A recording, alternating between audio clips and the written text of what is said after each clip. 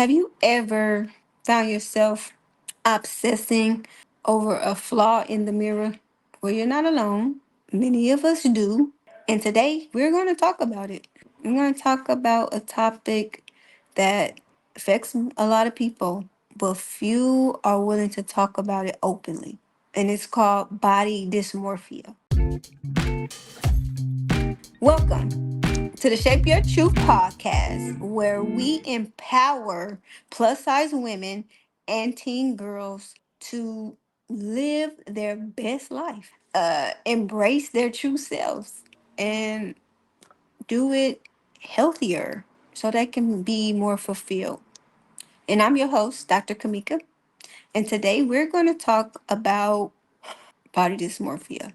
I'm going to shed some light on it. It's a condition that can deeply affect someone's self esteem and how they live on a daily basis. It can interrupt their daily life completely. So, we want to talk about it. Let's explore it a little bit. Let's see how it affects us and let's see what we can do about it. So, why are we talking about body dysmorphia today? Because understanding this condition is crucial for people struggling with self-image issues, you know, um, because it's not really about weight or size. It's about a perception. It's about how we perceive ourselves and what we see when we look in the mirror. So I got an example for you. Okay, my younger sister, Tanisha is her name, and she was a awesome softball player. She was the bomb.com and playing softball. She did that well. But she started to put on a little weight. She's got chunky. She considered plus size, and her breasts grew a lot, more than the average girl in her class, more than the girls around her, more than girls on the softball team. And, you know, she was devastated by it. The size of her breasts bothered her so much that she started to wear a jacket or coat everywhere all the time. Summer, winter, spring, fall, she had on a coat. She looked in the mirror and all she could see was these big boobs. And she was so scared that somebody was going to see them and have this wow look on their face or say something that she perceived to be derogatory or negative, and they were going to say something, they were going to stare. That's how she felt. So she wore a coat all the time, everywhere we went. And my mom let it happen. Why? Because she did the same thing when she was a child. So she just let my sister be. She let her wear that coat wherever she wanted to go. And then she didn't want to go nowhere. She didn't want to go shopping. She didn't want to go to sleepovers. She didn't want to do anything where she might have to disrobe or somebody might see past that jacket and stare at her boobs. So she started not to do things. And she became very sad, very withdrawn, and she just looked unhappy. Yeah. And her story ain't uncommon. There's a lot of people who go through that. Many plus size women and plus size girls in general, women in general, struggle with feeling trapped in their body, especially plus size women and girls, and their own perceptions about how they look. That they give themselves these negative perception. They make them up themselves. So by talking about body dysmorphia, we can help people like my sister who may be doing some weird things now because of body dysmorphia, and to let them know that they are not alone and that there are ways that they can manage this, and there are ways to overcome the challenges associated with it, okay? So let's start with the basics. Body dysmorphia is a disorder, okay? And it's called BDD for short, body dysmorphia disorder. It's a health condition that affects a person where they can't stop thinking about one thing or one perceived flaw or defect in their appearance. They obsess over it. And that flaw, they're so scared that others are going to look at this flaw that everybody else sees as minor. They see it as ginormous, and they're scared that other people will be noticing it. They get preoccupied with it, and it causes significant distress, anxiety, their mood changes too. And started impacting how they live on a daily basis. It started impacting their daily life, daily activities, and how they can function. And BDD, body dysmorphia disorder, does not discriminate based on size. Whether you're underweight, average weight, or plus size, anyone can be affected by body dysmorphia. Like plus size women always fixate, or a lot of them fixate on something, but a lot of times it's their stomach. Okay, that fupa. They obsess over it. While a teenage girl may obsess over her skin, she may have some acne, some hyperpigmentation, and it's just driving her crazy when she looks in the mirror. It's the perception that they have about themselves that's making this disorder go all out of control. That drives it is how they perceive themselves, and it's not the actual appearance. That's just what they see when they look in the mirror. So, let me tell you about some common symptoms. Individual body dysmorphia often experience preoccupation with their appearance. We know that, how they look. They're just obsessed with what they have on or uh, what they see in the mirror. And they spend hours thinking about it, hours thinking about that flaw and how they're going to be viewed because of it. And this leads to repetitive behaviors like obsessing over grooming, mirror checking, and skin picking. Like I remember my sister started with that jacket, and she still wore that jacket every day. And my mom had to snatch it away from her to wash it. And she had her backup jacket to wear. But then she started with this combing her hair, like just combing it, combing it, combing it. She carried a comb with her in this jacket and just started just constantly checking her, see if her hair was combed out. And so she struggled with that, the grooming. So it went into other things about her appearance. She just started picking herself apart. And then she started to avoid going out. Her friends would invite her over. She didn't want to go. And that's just what happens. They start to withdraw. And that is a common symptom. And they feel very self-conscious all the time when other people are around. And they may feel safe with certain family members, but even family they can feel uncomfortable around. And this distress becomes an impairment, like, and they caused by these thoughts. And the thoughts are just interfering significantly with their daily life. They can't get things done. They don't function as normal because of these thoughts, these perceptions that they have about themselves. Now, what causes body dysmorphia? It's a mix of things, okay? It can be genetic. Just like I said, my sister suffered from this, and then my mom had it when she was young. My sister got it when she came and got to be a teenager, and it can be genetic. And it could be a brain abnormality as well. Um, and our environmental factors can have an effect on it. And for some, it might even be because they were bullied or they had some kind of traumatic event.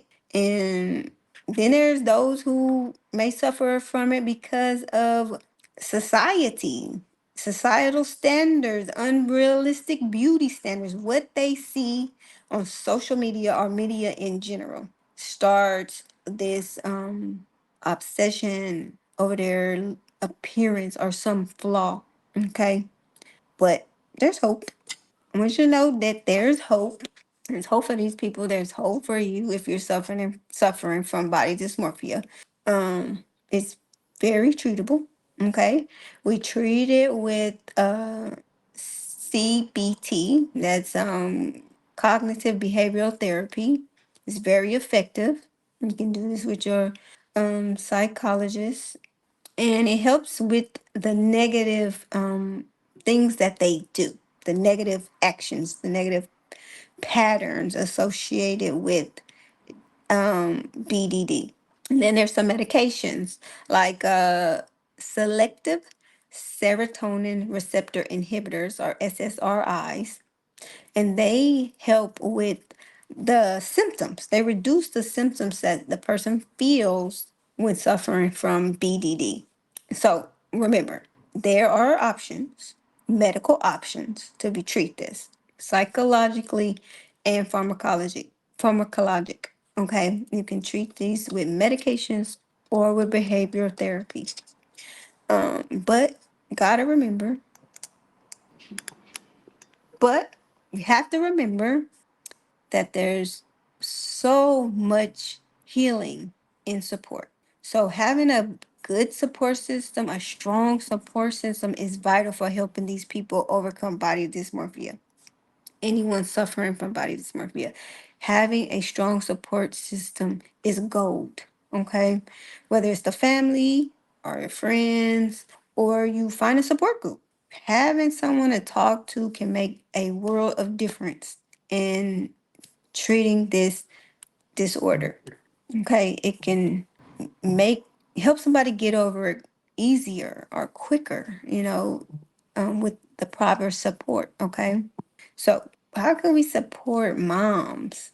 Like my mom, Tanisha's mom. How could we support? How could have my mom been supported in helping my sister with this body dysmorphia she had? Well, we need to encourage her to be more supportive. My mom should have had the encouragement to create a more supportive environment for my sister. Um, my mom just let her be. She didn't really talk to her about it that much. Besides snatching that jacket away to wash it, um, you know, when it was dirty. And I think my sister would have I know she would have greatly benefited from open conversation, but talking to my mom openly about her feelings and what she was feeling, what she was going through. It was just noted. Everybody noted or commented on what she was doing, but nobody ever talked about how she was feeling, or why she was feeling this way, or how serious this had gotten. They just pointed out what she was doing, okay? What they could see consistently that she was doing. Not all the things, the hidden things that she did just at home, okay? Or just in preparation to go out somewhere. And I feel like if my mom talked to her about it, about how she dealt with it, but my mom didn't have a real way to deal with it either when she was growing up. But if she had encouraged her to communicate with her and trust her enough to talk to her about how she was feeling, I think this would have made a great impact on how fast my sister got through her BDD. So it's very important that the mom encourages her to communicate and express how she's feeling. She needs to be able to trust you, though, to express these things. It shouldn't be with judgment. It needs to be with empathy, okay, and love. And secondly, I would say moms, like my mom, should find my mom should have, like moms should find professional help, professional support. Okay. And this might be, like I said, a therapist. She may even need a psychiatrist to help with this, someone who specializes in it. Okay. And she should encourage her to join a support group, find support groups for her, or find groups where people are struggling with the same thing so she can have someone to relate to, okay? And that can connect with what she's going through. Community is very important when trying to recover from any condition. Community is very important, especially when you're dealing with something where you want to retreat and you want to withdraw from people. Staying around community helps a lot from getting in your head and further withdrawing. So encourage community, encourage getting out, encourage talking to people that are going through the same thing, that are going through similar things, or people that know how to deal with BDD. Okay. And the third, I would say, moms need to promote positive self-esteem. Okay. In whatever way they can. Positive self-esteem. And that usually means encouraging them. Remind them of the things they excel at. Like my mom should have reminded my sister of how well she played softball and encourage her to pick up that bat. You know how well you did. You know how much you love that act, how you love to do it. Encourage the activities that they love and remind them of how good they are at it and how they want to get out and do it again. Okay. Like my sister with softball. Maybe another person may love art, or they may love to dance, or they sing. Whatever it is that they do well, encourage it. Encourage them to keep doing it and to do it with other people. Okay, so that is one of the things. Celebrating the talents, okay, and achievements. If they do something well, celebrate it. A in a class, um, doing all the chores, doing something that is a win for them. Celebrate it. Make it a celebration. Don't make it small. Make it big. And this can shift their focus from always being thinking about that flaw that they have or that perceived flaw. They'll start to remember the good things. Okay, they start to believe again. They'll start to see themselves in a different light. So what can we do, those of us who are not the mom or not the person suffering with the condition? What can we do to help someone like my sister or somebody suffering with BDD, body dysmorphia disorder? First thing we need to do is listen. Listen and validate what they're saying. Sometimes just listening. Don't say nothing. No words, just listening. No judgments, no expressions, no odd expressions, no surprise expression. Just listening can make a big difference. And to validate their feelings. Yeah, say you know that this is real, that this is really something happening. We understand what you're going through something. Let them know they are not alone in it. Okay? And that's the number one. That's how we can support. And then, second, we need to educate ourselves about what's going on. Understand more about body dysmorphia and be sympathetic, empathetic to it. Okay. And be prepared to show someone some grace so that we can support them better. Okay. And learning about this condition and its symptoms, it can make you more supportive, more compassionate toward a person going through a condition. And so we want to also encourage persons to get help, professional help. You can not forcibly, but gently suggest seeking help. For the mental side of things, they are going to need some professional help. And gently encouraging them can make a great difference in them actually going to get help for themselves. Okay, so offer the assistance. You, I found some resources for you, or I'll go with you to the appointment. I'll make the appointment. Make it comfortable for them to get to think about to even go to treatment, okay, or go to getting professional help. Make it very comfortable. Make it an easy thing for them to do. Okay. And then we want to promote positive activities. We want to promote things that they like to do. Promote those hobbies, those activities that they like to do You know your friend loves to do something and she's not doing it anymore. You know this brings her a lot of joy. It puts a smile on her face. This encourage her to do it. This keep doing that. And this can make her self-esteem go way up. It can shoot it way back up.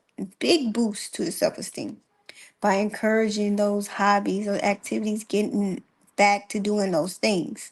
And it distract them from constantly thinking on those negative things or those flaws, the perceptions that they have about themselves, and how they see themselves in the mirror, their appearance.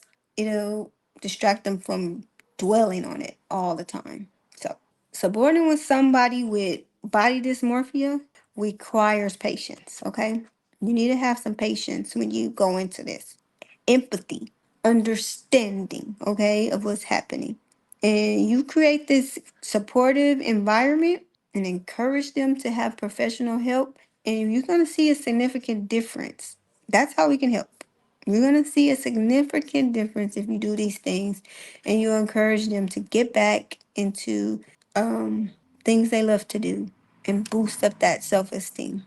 This can make a big difference in their recovery from body dysmorphia disorder.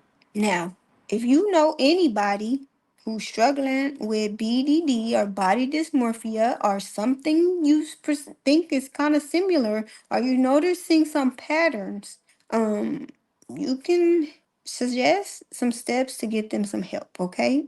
You're going to seek the professional help right off the top. You're going to encourage them. You know the steps here, giving them to you. Seek professional help. Find a therapist who specializes. They need to specialize in body dysmorphia disorder. They need to be able to do cognitive behavior therapy. And because this is very effective at treating body dysmorphia.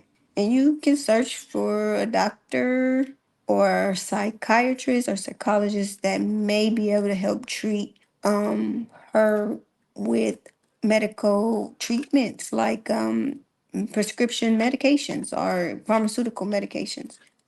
You might want to consider sending her to a her primary doctor first, and they can talk about if they feel the need to refer to a psychiatrist and the need for medications. Okay. And then third, you're going to encourage to join a support group. Connecting with other people who understand what they're going through can provide comfort, and it can give them some practical advice because they're going through it themselves. They know what to look for. They know how to deal with this thing. So look for support groups. They'll be around. They'll be online. There'll be something in a community that you can find to get into some BDD community. Okay, so join a support group and then educate yourself and educate others who are around the person suffering with BDD. Learning about BDD can help you understand what the person is experiencing, so you can and they know that you understand, so this can reduce how they feel isolated or alone. So when you learn about it and you know how to deal with them and you know what they're going through and you empathize with it, they don't feel as isolated. Okay. And so when you share the information you learn with other people, you help educate other people, you educate your family, educate the people around you. Be an advocate, basically for people like your friend or your family member who's going through body dysmorphia. Okay. And then very important to encourage self care. Okay, encourage activities that they like to do. You know, get back into the swing of things. Remember the good things about themselves so it can distract them from constantly thinking negative thoughts about their appearance. Okay, and then don't let them get in the mirror all the time. Don't let them carry around mirrors and stand in front of mirrors for long periods of time. Minimize how long they're in the mirror, and this can break that obsessive cycle where they just constantly have to do a certain thing, which most of the time is staring in front of the mirror or doing their treatment on the floor. And they need to set some boundaries around these mirrors. They need to give themselves a time limit. Maybe even put a timer on to say, look, okay, you were in front of the mirror 30 minutes today. Okay, and we try to just reduce it as much as possible so that they can stop this cycle. Stop it from rolling. Stop this thing from going on and growing. Okay. So that is one thing you could do. So remember, seeking help is a sign of strength, not weakness. It's a sign of strength. You knowing that you need help and making those steps toward getting help is very courageous. And it takes a strong person to break out of those cycles. So you deserve to feel good about yourself. So you deserve it. You don't have to feel bad about yourself. You don't have to pick yourself apart. You can feel great again and you can live a fulfilled life. And if you're in an immediate crisis right now, or you need help, or you know somebody who's in a crisis, do not hesitate to reach out to crisis line or mental health professional. Okay? Don't forget, if you are in serious need of help right now, reach out to a professional. And we're going to put the hotline right on in here somewhere. We're going to put the hotline number so that you can have it. And we're going to tell it to you. Matter of fact, let me see if I can find it right now. I should have gotten this earlier. So, the World Health Organization has a line specifically there for crises for people suffering from body dysmorphia disorder. And the number is 800-994-9662. So if you're having a crisis or you're going through it really bad right now and you need some professional help, call this number so they can advise you on what to do immediately so you can get the help that you need. And the number is 800-994-9662. Get you some help. You don't have to suffer this alone. You don't have to do this alone. There is help for you. So get some help. Now, to wrap up things, I want you to remember these key points, okay? The first thing is body dysmorphia can affect anyone, no matter the size. Underweight, average weight, overweight. It doesn't matter about the size. It's a perception. Okay? That's the second thing. It's a perception. It's driven by how you perceive yourself when you look in the mirror. Okay? It's not your actual flaws. It's just a perception. And then third, symptoms include obsessive thoughts, repetitive behaviors, and avoidance. And there's the fourth thing, treatment. There are treatment options available to you. And to remember that support is very crucial. And then there's the fifth thing, being support. Providing support involves listening, okay? Validating, educating, and encouraging positive activities. But last but not least, offering assistance in getting professional help, okay? Gently encouraging them to seek help. And then lastly, there are the steps you can take to get help, including seeking professional therapy, considering medication, joining support groups, and practicing self care. Thank you for tuning in to another episode of Shape Your Truth podcast. And if you find this episode helpful, please share it with someone who might benefit from it. Okay? Don't forget about what you learned today in this episode. Okay? Subscribe. Okay? If you liked it, leave a comment, leave a review. Follow us on Instagram at Dr. Kamika Baylor. I think I said it is. It's at Dr.Kamika Baylor on IG for more insights and updates and just see what we're doing. We're trying to grow this thing. We're trying to grow the podcast. And if you have any questions or topic you'd like us to cover, send me an email. You can go to our website, www.drkamika, and leave us some contact information, get our email address, and send us a note and about what you like to discuss, about a topic you like us to cover on the show. And remember, you are more than a reflection. Okay? You are more than what you see in the mirror. You are more than what you perceive in the mirror. Okay? So embrace who you are. Embrace your true self. Okay? Okay? You got some truth out there to share. And the only way you're going to be able to do that is if you embrace your true self. So stay tuned to our next episode, and where we'll continue to explore subjects that matter. Okay? And until then, keep shaping your truth.